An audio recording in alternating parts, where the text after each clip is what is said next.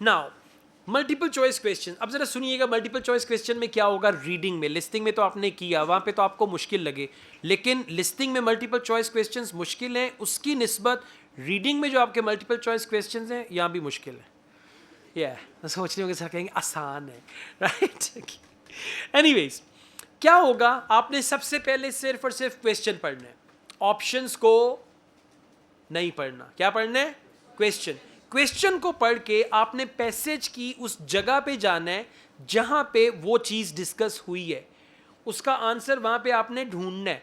उसके बाद वहां से आंसर ढूंढ के वापस ऑप्शंस में आना है, ए के साथ मैच करें, बी के साथ करें, सी के साथ करें, डी के साथ करें, जिसके साथ मैच होता है वो आपका राइट आंसर होगा। अच्छा, अब वेस्ट ऑफ टाइम क्या होगा कि आपने क्वेश्चन भी पढ़ लिया, ऑप्शंस भी पढ़ लिए, पहले ही दिमाग कंफ्यूज कर लिया। अब कंफ्यूज दिमाग के साथ पैसेज पे जाएंगे तो कुछ भी समझ नहीं आएगा। देखते हैं कैसे करना है। व्हाट्स प्रिवेंटेड कंट्रीज, प्रिवेंट का क्या मतलब है? रोकना।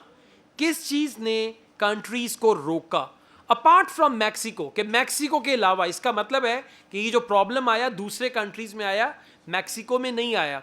किस चीज ने रोका कंट्रीज को मैक्सिको के अलावा from growing vanilla in the 17th and 18th centuries?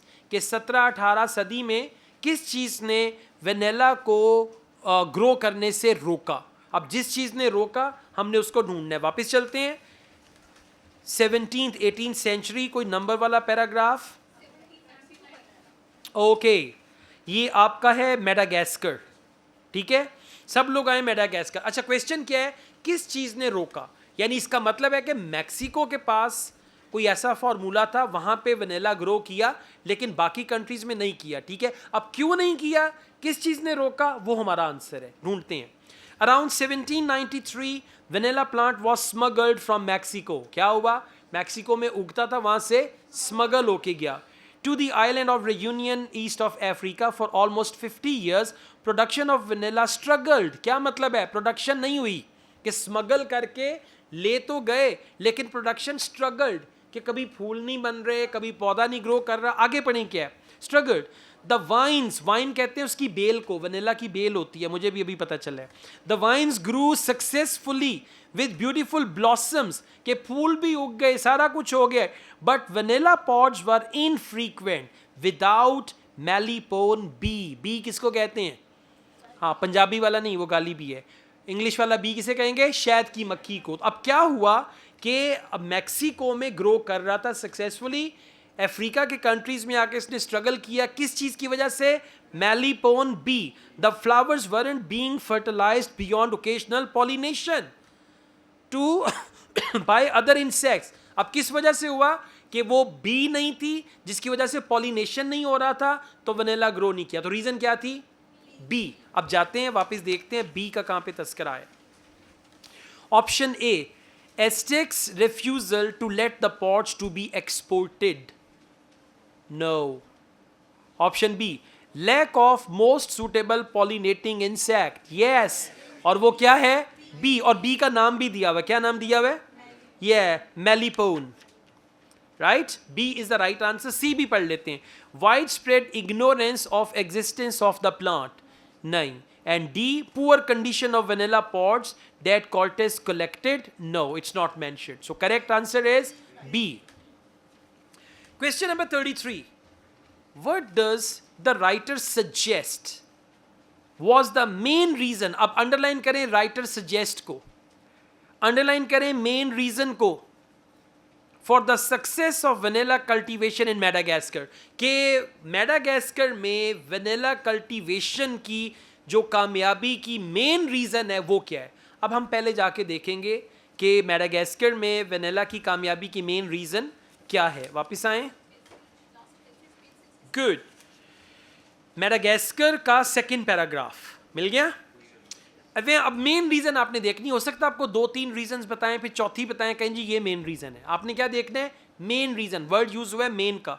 अच्छा, मेडागास्कर का second paragraph, eventually plants arrived on the nearby island of Madagascar where hand pollination proved its worth. अब क्या वो कर रहे थे? बजाय बी करे हैंड पॉलिनेशन, कि वहाँ से कुछ चीज़ें चुग के उस पर लगा दी and all that.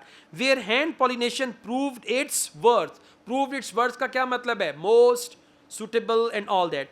Assisted by the climate and rich soil, के दोबारा उनको और किस चीज़ से मदद मिली? क्लाइमेट से और सॉइल से. लेकिन मेन क्या था? Hand pollination. Hand pollination by the country's skilled farmers has enabled Madagascar to become the world's top vanilla producer in quantity and many would argue quality. Clear हो गया? क्या था method? Hand pollination. अच्छा जी, question option A. Adoption of a particular agricultural technique. Yes or no? Yes. And what is that technique? Hand pollination. Well done. Correct answer is A. B पे आ जाएं. Type of vanilla orchid that was selected? No. Unique quality of soil. अब जरा soil पे आएं. Rich soil का word use हुआ है, unique का word use नहीं हुआ. ठीक है? Rich soil का मतलब है कि ज़रख़ेज़ ज़मीन थी, लेकिन not unique. Unique का मतलब है कि पूरी दुनिया में वैसा नहीं था. Rapidly increasing number of growers?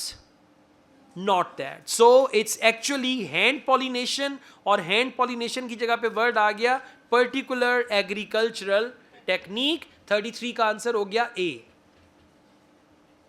34 पे आ जाएं. Writer believes that Madagascan vanilla is so popular. अब Madagascar का vanilla इतना popular क्यों है? Because reason. अब हम पहले देखते हैं ना जाके कि Madagascar का जो vanilla है वो इतना popular क्यों है, उसकी reason क्या है? ओके, मेडागास्कर पे आ जाएं, लास्ट पैराग्राफ पे आ जाएं, देखते हैं उसकी रीजन क्या है. Sweet, creamy and mellow flavour is one most people identify with vanilla. कि कहते हैं ये वनीला है, मतलब जो मेडागास्कर का वनीला है वो स्टैंडर्ड है वनीला का. ठीक है, आगे क्या है? This flavour and the pods ability to hold that flavour in both hot and cold applications make it an exceptional all purchase vanilla. अब क्या मतलब है? hot का क्या मतलब है? कॉफ़ी में डाल लें. cold का क्या मतलब है? आइसक्रीम में डाल लें. यानी आप vanilla को hot में भी यूज़ कर सकते हैं और cold में भी कर सकते हैं, और ये चीज़ जो है ये इसकी exceptional है. cold applications make it an exceptional all purpose vanilla which is many people's first choice for a wide range of sweet recipes. Clear हो गया? अब ये उसकी मेन रीज़न है कि हॉट और कोल्ड दोनों में अच्छे से चलते हैं और इस वजह से वो लोगों की पहली चॉइस है. अब आ जाएं क्वेश्चंस पे. Option A, it works well in a variety of main courses and puddings. ना तो पुडिंग की बात हुई है ना मेन कोर्स की बात हुई. मेन कोर्स होता है मेन खाना जो आपका होता है. B, its pod is less likely than others to break up when it is cooked. अब कुकिंग के दौरान पॉड टूट जाता है, कोई जिक्र नहीं हुआ. Option C, its taste is widely considered to be the standard taste of vanilla. वापिस आएं. standard taste of vanilla क्या लिखा हुआ है? The sweet, creamy and mellow flavor is the one most people identify with vanilla, right? And then they say this ये all वो अलग हो जाएगा. The sweet, creamy and mellow flavour is the one most people identify with vanilla. This flavour of the pods ability to hold and then the next thing. Anyways, so यानी vanilla का जो standard है that is vanilla from Madagascar. So correct answer is option C. C. D पे आ जाएं. It is the one that is used in a number of commercial frozen dessert.